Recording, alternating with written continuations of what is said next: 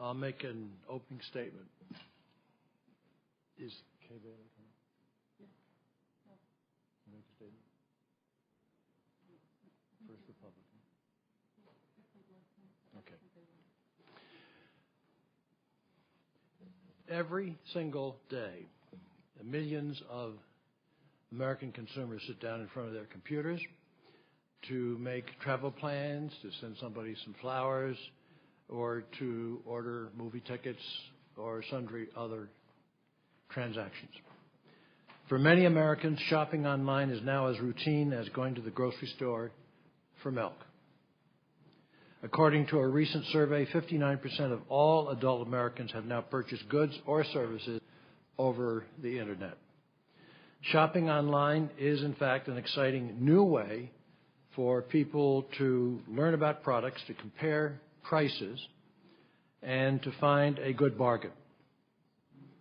And in tough economic times when Americans are doing all they can to make ends meet, every nickel, every dollar counts.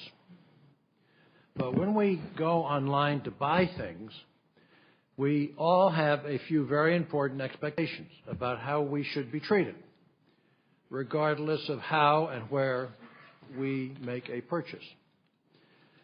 First of all, we expect the merchants that we do business with to treat us honestly, fairly, and we expect that on the Internet. We expect online merchants to clearly explain their prices and their terms to us so that we know exactly what we're getting if we decide to spend our money at their websites. And when we agree to buy something from them, we expect merchants to protect our credit card and other financial information that we share with them. That's why it is so darn disturbing to me to learn through our investigation that we've done in this committee, over 300,000 pages of research, what's happening to millions of American consumers every day who are shopping on the Internet, including the two consumers we have invited to testify today.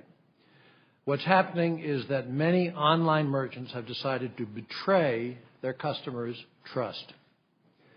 For a few extra bucks in profits, these merchants pass their consumers' personal billing information on to mysterious companies with names like Affion, Virtru, Web Loyalty, companies that have a long, troubling history of misleading sales practices. From the consumer's point of view, here's how it happens. Section 1, the scam. You're shopping online and you decide to send somebody flowers or buy a plane ticket or a movie ticket or whatever, or even order a pizza. You type in your home address, you type in your email address and other information necessary to process the sale. Then at the very end of the process, you do the really important thing. You pull your wallet out, you type in your 16-digit credit card or debit card number, and you press purchase. What our committee has been investigating is what can happen to you after you have made that purchase. It's truly unbelievable. While you think that you're going through the final checkout process, and I associate this through buying books on AOL.com. I mean, there's a definite out process. It takes a number of steps. What's really going on is that some very sophisticated online businesses are tricking you into signing up for useless membership clubs. These businesses take the credit card number you typed in for your purchase, and they use it to enroll you in a bogus club with names like Reservation Reward, Great Fun, ValueMax Shopping Service. Most consumers don't realize they've been scammed until months later when they notice that the club has been charging their credit card $10.95 a month or whatever. Why does this matter? A $10 monthly charge may not sound like a big deal to some people in this room. There are these numbers to consider. Today, as we conduct this hearing, there are more than 4 million American consumers whose credit cards are being charged by these clubs. And most of these 4 million customers don't even know that it's happening.